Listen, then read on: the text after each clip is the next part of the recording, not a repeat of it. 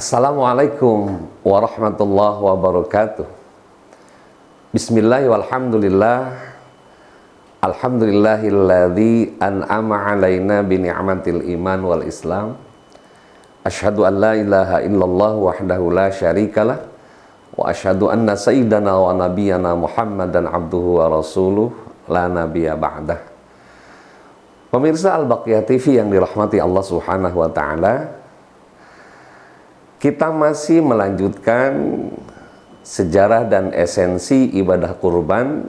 Insya Allah episode yang kedua, setelah kita menceritakan Nabi Ibrahim alaihissalam beserta istrinya Siti Sarah dan ayahandanya Azar, juga keponakan beliau namanya Haron dan Lut, serta istrinya Haron namanya Milka. Mereka hijrah meninggalkan kampung Ur, kota Babilonia, menuju daerah yang terpencil di selatan yang asli namanya Haran. Sekarang menjadi ibu kota Turki, Istanbul. Pemirsa Al-Baqiyah, di Istanbul atau di Turki, Nabi Ibrahim tidak lepas dari dakwah. Terus menyampaikan risalah dakwahnya, bagaimana manusia menyembah Allah Subhanahu wa taala yang menciptakan alam semesta dan seisinya. Lagi-lagi di Istanbul ditolaknya Ibrahim karena mereka merasa aneh. Sudah mendarah daging mereka menyembah berhala, tiba-tiba ada orang yang mengajak menyembah Tuhan yang tidak terlihat, Tuhan yang tidak nampak. Dan diusirlah Ibrahim, berangkat kembali dengan keluarganya Ibrahim. Subhanallah. Kalau kita membayangkan dari Ur, dari Babilonia ke Haran ke Turki, itu kurang lebih 1.500 km.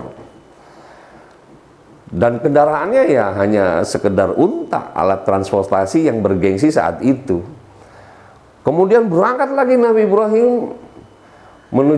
menuju satu wilayah kecil namanya Lebyar. Nah, bahasa Ibraninya disebut dengan Hebron. Nah, di Hebron lah Nabi Ibrahim, juga Azar bapaknya dan istrinya Siti Sarah, kemudian keponakannya Lut dan Haran serta istrinya Haran, Milka, ya membangun peradaban manusia baru di Hebron. Dan diajaklah masyarakat di sana. Orang yang mengikuti ajaran Ibrahim adalah orang-orang, kategori orang kampung, orang desa, dan mereka dijuluki dengan istilah Flesten, yaitu kaum buruh, kaum yang berada di lokasi wilayah kampung.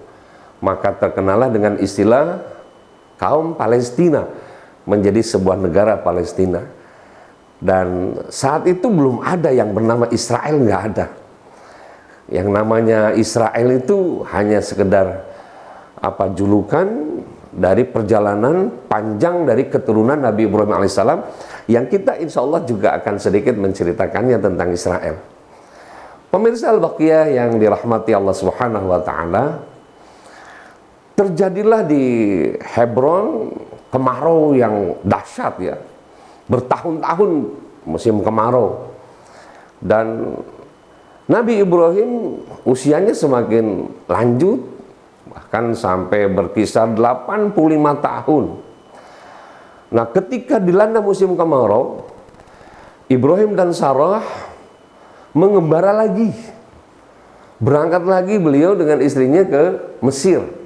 Sementara Lut dengan Haran dan Milka, mereka berangkat ke arah utara, yaitu ke lembah Urdun, sekarang menjadi negara Jordania, dan menetap di satu kampung namanya Kampung Sodom. Nah, Nabi Lut di sana berdakwah di Kampung Sodom, tetapi masyarakat Sodom mereka punya perilaku yang aneh, yaitu penyimpangan seksual.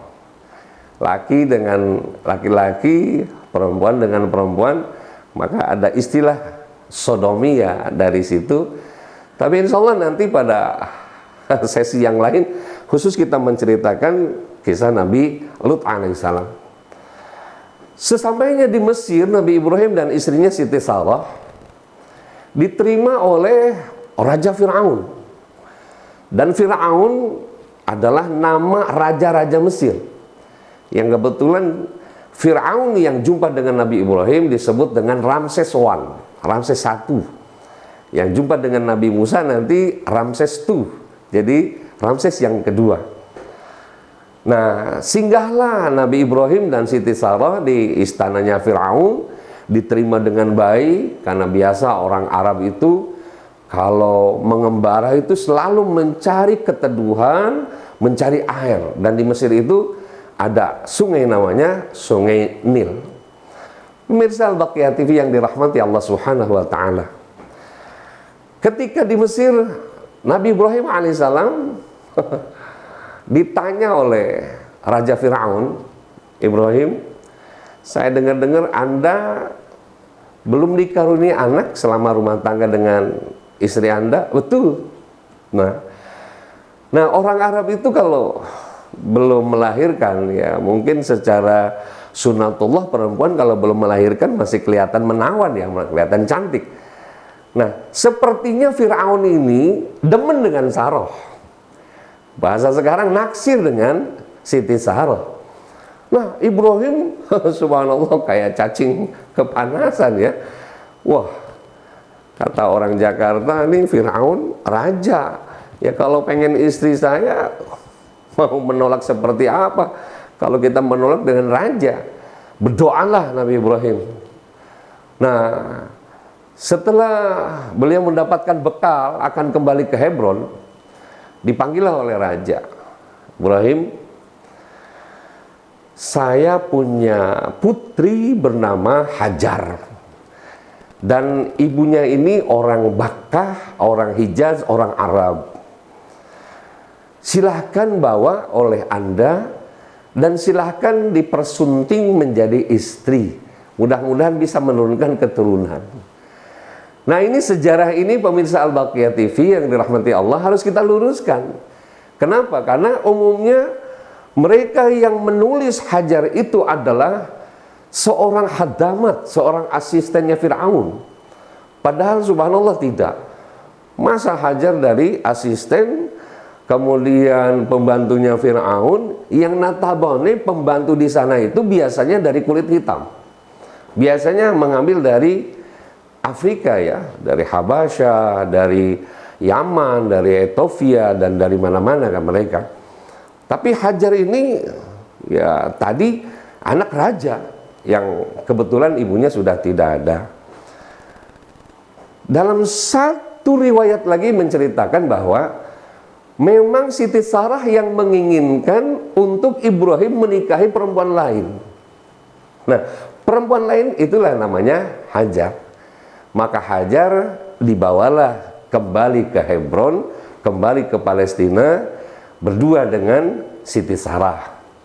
Hajar ya masih belia, masih umurnya muda, alhamdulillah tokcer. Walaupun Nabi Ibrahim umurnya sudah 85 tahun, ternyata bisa menurunkan keturunan. Hamillah Siti Hajar, melahirkan anak laki-laki, diberi nama Ismail. Nah, pemirsa Al-Baqiyah, nama Ismail ini ada kaitannya dengan satu lembah yang asri, yang indah di Mesir. Di Mesir itu ada namanya Ismailiyah. Jadi kampung Ismailiyah itu luar biasa asri, teduh, enak, syahdu. Nah, kalau kita jalan ke sana terlihat, wah, indah sekali, luar biasa. Maka diberi nama putra pertama Nabi Ibrahim adalah Ismail. Nah, Ismail terus menjadi bayi, kemudian menjadi bayi yang lucu. Sementara Sarah yang merasa saya rumah tangga dengan Ibrahim dari awal, sampai saya jadi nenek-nenek, perasaannya lain. Ternyata ada rasa cemburu. Nah, jadi kalau kita konotasikan perempuan, sesungguhnya sama yang namanya perasaan perempuan. Kalau kita lebihkan bahasa, istri Nabi cemburu bagaimana istri Ustadz, kira-kira begitu. Pemirsa Al-Baqiyah yang dirahmati Allah, kemudian datanglah wahyu dari Allah Subhanahu wa Ta'ala agar Ibrahim membawa bayi Ismailnya menuju kampung halaman ibunya. Tuh, kemana? Ke Bakkah. Bakkah itu pemirsa sebuah lembah di gurun pasir Jazirah Arab, di mana orang Arab itu umumnya tidak bisa menyebut harful ba, jadi masuknya ke mim, maka disebut dengan Makkah. Padahal asal kata dari Bakkah. Bakkah itu adalah sebuah lembah persis seperti mangkok, itu Bakkah namanya. Nah, akhirnya Nabi Ibrahim membawa istrinya Siti Hajar, berangkatlah ke Bakkah, naik unta kurang lebih 17 hari di perjalanan. Subhanallah, berangkatlah demi wahyu dari Allah. Sesampainya ke Bakkah, apa yang terjadi di Bakkah? Insya Allah pemirsa yang dirahmati oleh Allah Subhanahu wa Ta'ala, kita akan sampaikan pada parts yang ketiga atau episode yang ketiga, apa yang dilakukan oleh Siti Hajar di lembah Makkah. Mudah-mudahan kisah ini bermanfaat buat kita semua. Terima kasih atas perhatiannya. Mohon maaf atas kekurangannya. Hadanallahu wa iyyakum ajma'in. Wallahul muwafiq ila aqwamit thariq. Wassalamualaikum warahmatullahi wabarakatuh.